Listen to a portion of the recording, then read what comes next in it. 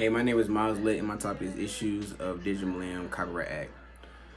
Say, for instance, that you have a song that's not available on no other streaming services, no Apple, Spotify, only YouTube. And someone really likes a song and they want it on their phone. So they go to one of those MP3 download websites and get the song. They may be unaware, but they just committed a copyright infringement. And due to the advancement of technology within the 21st century, this has occurred a lot more. The Digital Millennium Copyright Act was put into place to protect those that have copyright material as much as possible, but still, it seems to be lacking in certain areas. How would you feel if you knew someone was making a profit off your material, but you never received a penny for it? The Digital Millennium Copyright Act needs to update as society and technology progress. I myself have been aware of many websites that have committed acts of copyright since I was a teen. I have done my research on the DMCA to help myself get a better understanding on how some of these acts were able to be committed. First, I will break down the DMCA in court cases to help analyze how the defendants were able to pull off their infringements. Next, I'll investigate what ways technology has gotten past the DMCA. Lastly, I'll explain what ways artists or people can help prevent themselves from being copyright infringed. So, as I said before, the Digital Millennium Copyright Act needs to be updated as society and technology progress. So, with this being said, owners of copyright material have the right to their works. They have exclusive rights of reproduction, adaptation, publication, performance, and display. So basically, it gives them the right to do anything what they want with their material. But with the DMCA being put into place in 1998, 23 years ago, it makes it a lot harder to know what of your work is being taken and used for something else. And next is the court cases. In the first case, it is Atlantic Recording Company versus Spinrilla LLC. And in this case, Atlantic was suing Spinrilla because, as stated, the defendant streaming service committed multiple acts of copyright infringement, and Copeland was aware.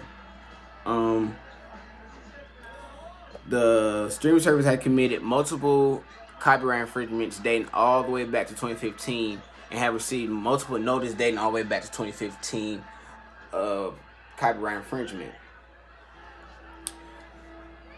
It even was to a point where Copeland himself notified DJs using his streaming service to slow down and chop up songs to pass the copyright software.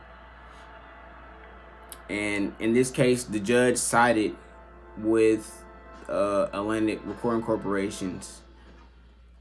In the next case, same situation. It's Capitol Records versus MP3 Tunes. And in this case,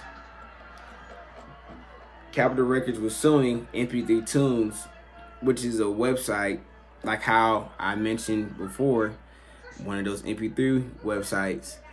And they basically allow members to store music in their locker and allow them to listen to music anytime they want. And the owner, Michael Robinson, was making profit from it. And once again, in this court case, the judge sided with Capitol Records. In my last case, I have Arista Recording Company versus MP3 Board. Now, Arista is suing MP3 board, because they are said to have links to pirated copies of copyright musical recordings, thereby causing committing copyright infringement. Um, in this case, the judge favored in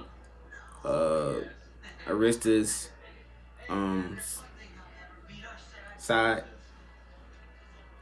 giving them the win.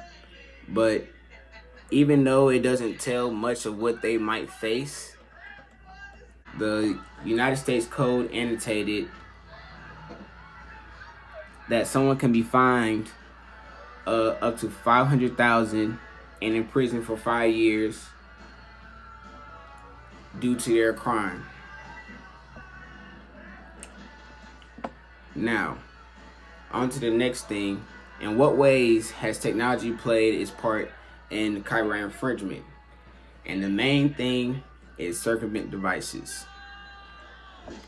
Circumvent devices are devices or softwares that basically let you around certain barriers. So, for instance, a jailbroken Fire Stick is a circumvent device. Jailbroken iPhone, circumvent device. The MP3 websites are circumvent softwares. As mentioned by Pressler, the DMCA and protections established were codified before the age of social media began. So, like I said, 23 years ago is a long time to where we are now. Now, in what ways can these artists help themselves, or companies help themselves fight these copyright infringements? So, as mentioned, and as mentioned by Holland, he says that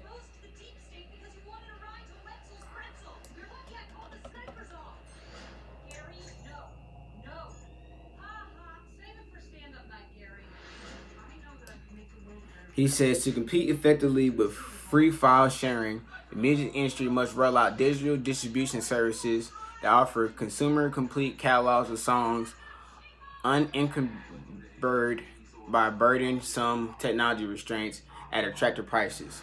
So basically, they're saying the industry, companies, personal, you have to come up with something that has barriers around it that allows you to have control more over your material.